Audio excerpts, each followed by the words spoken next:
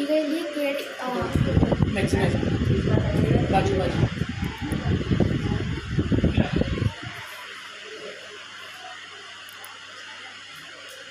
ಈಗ ಇಲ್ಲಿ distance formula find ಮಾಡಕ್ಕೆ ಇಲ್ಲಿ ನಮಗೂ ಕ್ವಶನ್ಸ್ ಕೊಟ್ಟಾರ.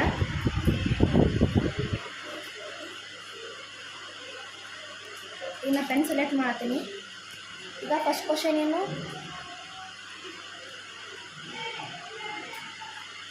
2, 3 ಅದ. Distance equals to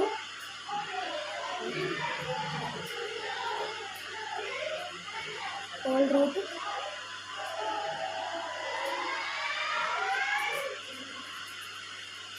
x2 minus x1 whole square plus y2 minus y1 whole square. ಈಗ ನಾವು ನಂತರ ಇದು ಪುಟ್ ಮಾಡ್ಕೊಳ್ತೀನಿ. ಇದು x1 ಇದು y1 ಇದು y2 x2 y2.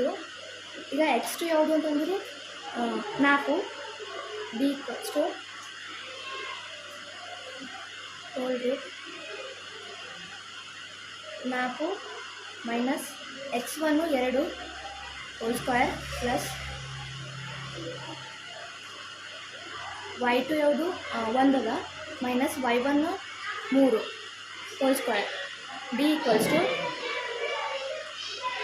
Bracket ಬಿಡ್ಸ್ಕೋಣ.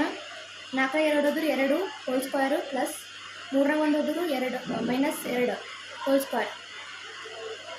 b = ಈಗ whole root 2 square 4 plus minus 2 square 4 ಇರ್ಬೋದು. ಯಾಕಂದ್ರೆ ಮೈನಸ್ 2 ಇಂಟು ಮೈನಸ್ 2 ಮಾಡಿದ್ರು 4 ಬರ್ತದೆ. ಮೈನಸ್ ಇಂಟು ಮೈನಸ್ ಪ್ಲಸ್ ಆಯ್ತದೆ. ಸೊ 4.